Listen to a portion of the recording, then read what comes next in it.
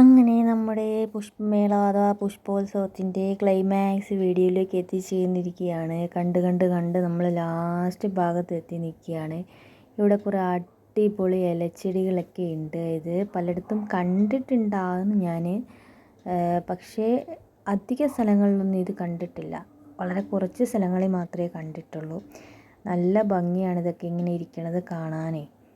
നല്ല രസമുള്ള ചെടികൾ തന്നെയാണ് ഈ ഇലച്ചെടികളെല്ലാം. എന്നാൽ നമ്മൾ ധാരാളം കണ്ടിട്ടുള്ള കുറച്ച് ചെടികളെയും കൂടി ഞാൻ കാണിച്ചു തരുന്നതാണ്. അതിവിടെ പലയിടത്തായിട്ടുണ്ടായിരുന്നത്. ഈ കാണുന്ന ചെടികളൊക്കെ നമ്മൾ കുറേ സ്ഥലങ്ങളിൽ കണ്ടിട്ടുണ്ട്. ഇതേ കണ്ടോ, ഇതൊക്കെ നമ്മൾ മിക്ക വീടുകളിലും കാണുന്നുണ്ട്. അതിന് പേരൊന്നും എനിക്കറിയില്ല. ഇങ്ങനെ ഇല പിടിച്ച് നിൽക്കണേ, അതിൽ പൂവൊന്നും ഉണ്ടാവില്ല. എല്ലാ ഇലച്ചെടികൾ തന്നെയാണ് ഇതൊക്കെ. ഇനി പ്രത്യേകിച്ച് പേരൊന്നും ആരും പറഞ്ഞ് ഞാൻ കേട്ടിട്ടില്ല. ശരിക്കും അങ്ങോട്ട് പിടിച്ചോളും, നമ്മൾ ഇച്ചിരി നനച്ച് കൊടുത്താൽ മാത്രം മതി. അപ്പോൾ ദേ ഇവിടെയും കുറച്ച് ബോഗൺവില്ല വെറൈറ്റീസ് ഇങ്ങനെ ഒരുക്കി വെച്ചിട്ടുണ്ട്. ഇത് നമ്മൾ മുമ്പ് കണ്ട ചെടിയുടെ തന്നെ കുറച്ച് ഇവിടെയും അവർ സെറ്റ് ചെയ്ത് വെച്ചിട്ടുണ്ട്.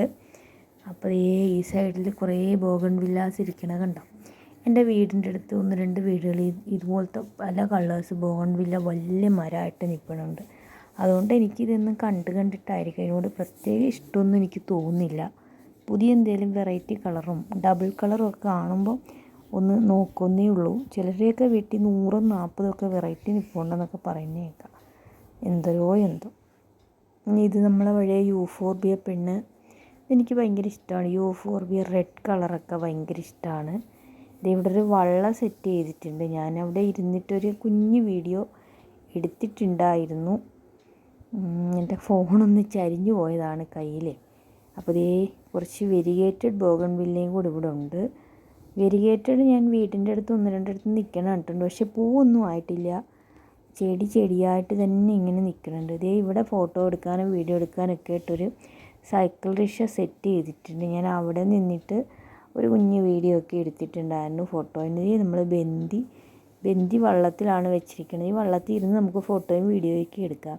ഞാൻ കയ്യൊക്കെ ഇട്ട് വെള്ളമൊക്കെ ഇച്ചിരി കുടഞ്ഞൊക്കെ ഇങ്ങനെ വീഡിയോ ഒക്കെ എടുത്ത് നോക്കിയപ്പം ഏതോ ഒരു പൂവിൽ നിന്നൊരു പുഴു വീണ് വെള്ളത്തിൽ ചത്ത് കിടപ്പുണ്ടായിരുന്നു. ആ വെള്ളത്തിലാണ് ഞാൻ കൈ ഇട്ടിട്ടേ. എന്തായാലും മുഖത്തോട്ടൊന്നും കൈ കൊണ്ടുപോകാൻ വലിയ ഭാഗ്യം. ഇവിടെ കുറച്ച് ഡാലിയ വെറൈറ്റീസ് പല കളേഴ്സിൻ്റെ ഇവിടെ വീണ്ടും വച്ചിട്ടുണ്ട് കേട്ടോ. നല്ല ഭംഗിയായിട്ട് അതിങ്ങനെ വിരിഞ്ഞ് നിൽക്കുന്നുണ്ട്. അപ്പോൾ ഇതേ നോക്കിക്കാണാൻ അറ്റം വരെ ഇങ്ങനെ നിൽപ്പുണ്ട് നമ്മളെ ഡാലിയ പിള്ളേർ. ഇവിടെ പിന്നെ ഞാൻ കുറച്ച് ചെടികൾ ഞാൻ കണ്ടിട്ടുണ്ടായിരുന്നു. വിത്തിട്ട് കിളിപ്പിക്കത്ത കണക്കത്തെ കുറച്ച് ചെടികളും പിന്നെ നമ്മളെ കോഴിവാലൻ ചെടിയുടെ പല കളേഴ്സ് ഇവിടെ ഉണ്ടായിരുന്നു. അതൊക്കെ എൻ്റെ വീഡിയോയിൽ എല്ലാം ഒന്നും പതിപ്പിക്കാനപ്പോഴത്തേന് ഞാനങ്ങ് കുഴഞ്ഞ് നടന്ന് ഇത്രയൊക്കെ പിടിച്ച് വന്നപ്പോഴത്തേന് ഞാൻ ആസ്വദിക്കുന്ന ഈ വീഡിയോയ്ക്കകത്തൂടെ എൻ്റെ മുമ്പിലുള്ള കാഴ്ചകളൊക്കെ ഞാൻ നോക്കുന്നതിനേക്കാളും ഈ വീഡിയോയിലൊക്കെ അവ പകർത്തിക്കൊണ്ട് വന്നിട്ട് അതിലൂടെ നോക്കിയാണ് ഇപ്പം ഞാൻ ആസ്വദിക്കുകയൊക്കെ ചെയ്യണത്. അങ്ങനെ ഞാൻ വീണ്ടും കറങ്ങി വന്നിട്ട് ഇവിടെ നിൽക്കണം നമ്മളെ ഡാലിയ പിള്ളേരെയൊക്കെ ഒന്ന് പകർത്താൻ ശ്രമിച്ചതാണ്. ഈ ഡാലിയ പിള്ളേരെയൊക്കെ ഒന്ന് നമ്മൾ നോക്കണം എന്നുണ്ടെങ്കിൽ, ഇതിൻ്റെ സൗന്ദര്യം കാണണം എന്നുണ്ടെങ്കിൽ നല്ല സൂപ്പർബ് ക്യാമറയൊക്കെ കൊണ്ടങ്ങോട്ട് വെച്ചിട്ട് ഇതിൻ്റെ അടുത്തോട്ട് ചെന്നിട്ട് 1-2 പിക്ചറൊക്കെ അങ്ങോട്ട് എടുക്കുക. ക്ലോസപ്പ് ആക്കിയിട്ട് ഭയങ്കര ഭംഗിയാണ്. ഞാനങ്ങനെ എടുത്തിട്ടുണ്ട് കേട്ടോ.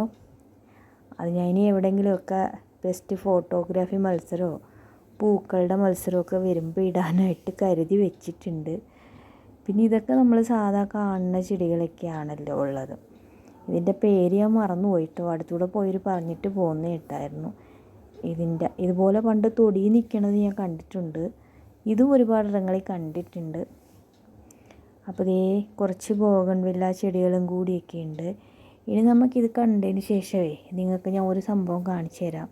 മുമ്പത്തെ പാർട്ടിൽ അനൗൺസ്മെൻറ്റ് നിങ്ങൾ കേട്ടില്ലേ, ഇവിടുത്തെ ഓഡിറ്റോറിയത്തിൽ പരിപാടിയുണ്ട് വൈകിട്ട്, സ്വർലയ ഓഡിറ്റോറിയം. അപ്പോൾ ഈ കാണുന്നതാണ് അത് ഓഡിറ്റോറിയത്തിൻ്റെ സ്റ്റേജ് എന്ന് പറയണത്.